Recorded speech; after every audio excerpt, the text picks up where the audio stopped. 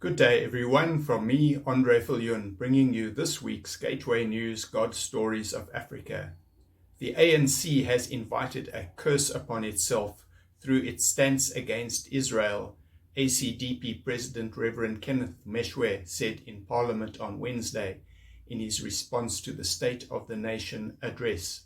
Amidst loud heckling from MPs, Meshoe, who was wearing a tie representing the flag of Israel, said, I want to remind the ANC today that Isaiah 54:17 says that no weapon that is formed against Israel shall prosper, and every tongue that rises against her in judgment, she will condemn.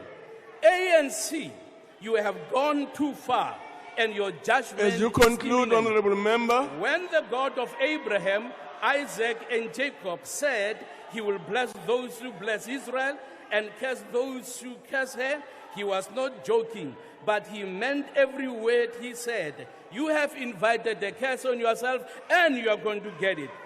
Earlier in his speech, Meshoe said that the government would not improve the situation between Israel and the Palestinians by taking Israel to the International Court of Justice.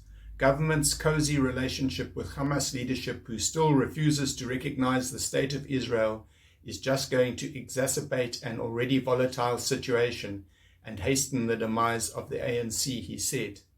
The ACDP longs to see peace between Israel and Palestine, but this won't be possible until the right of Israel to exist within safe and secure borders has been acknowledged and agreed to, he said. In some of the latest developments in the Israel-Palestine conflict, the US's Biden administration, together with some Arab states, is pushing to release a timetable to create a Palestinian state the day after a Gaza war ceasefire is concluded.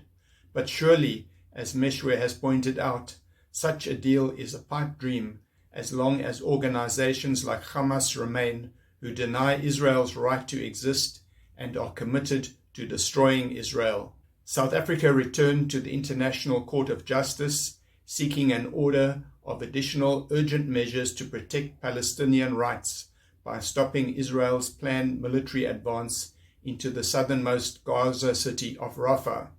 A bipartisan resolution condemning Hamas's brutal acts of rape and sexual violence during and after the October 7 attack on Israel was passed in the House of Representatives on Wednesday.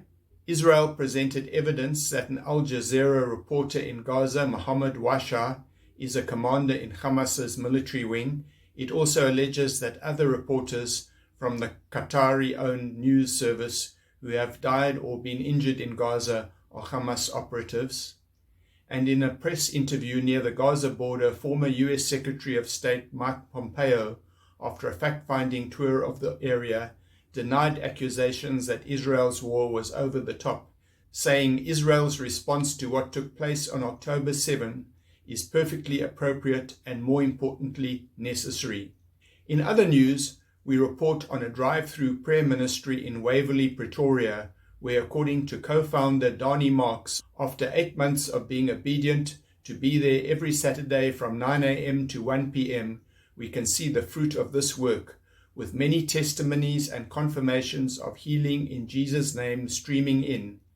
He said in July last year, he and his ministry partner Daniel Ducker prayed and asked God how they could shine his light in a more practical way. They came across a video of a prayer drive-through in America, and both got super excited as they just knew this was from God.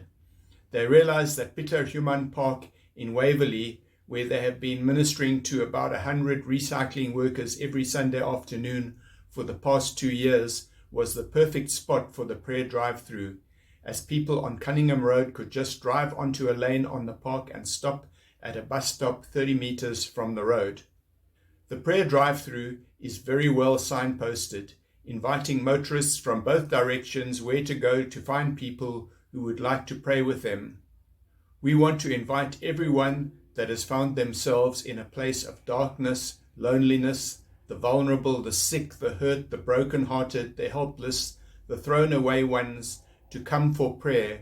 We acknowledge we don't have the answers, but we can introduce them to the person that has all the answers and ask him to intervene or to heal, said Dani. He said the prayer team, people from different churches, currently comprises 6 to 7 people who pray in 2 shifts every Saturday from 9 to 11 and from 11 to 1. Sometimes it gets very busy, so they would welcome more helpers. If you are interested in serving at the prayer drive-thru, you can call Dani at 082 410 4836. And finally, an update from the story we carried last week.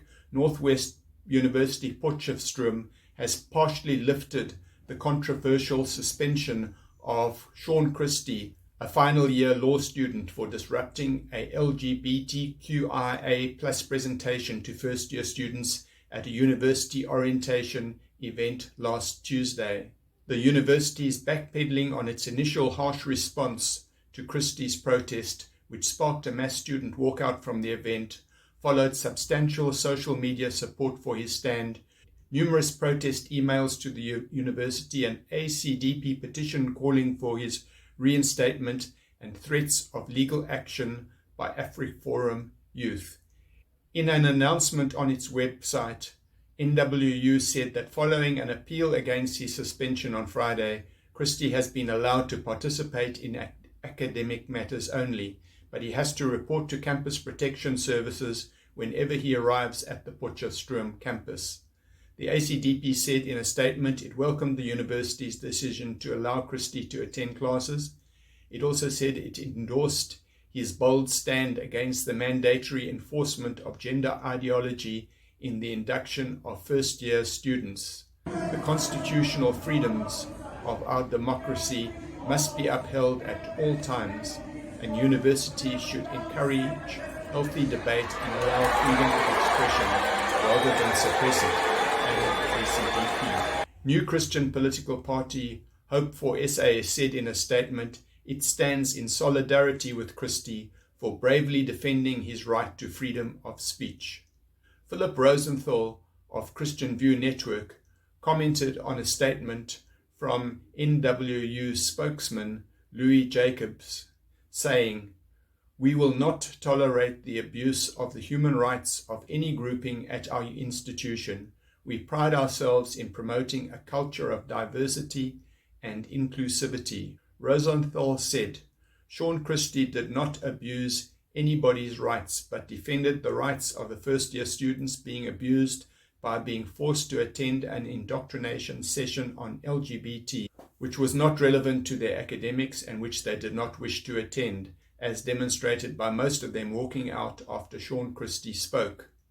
He said Christie has not expressed any hatred of LGBT people, and the university has not given similar equal opportunity for Christians to present their views on marriage and sexuality. Thank you for watching God's Stories of Africa. If you are new here, please subscribe to the channel, and remember, your likes, comments and shares all help to spread the God stories. God bless you abundantly until we meet again.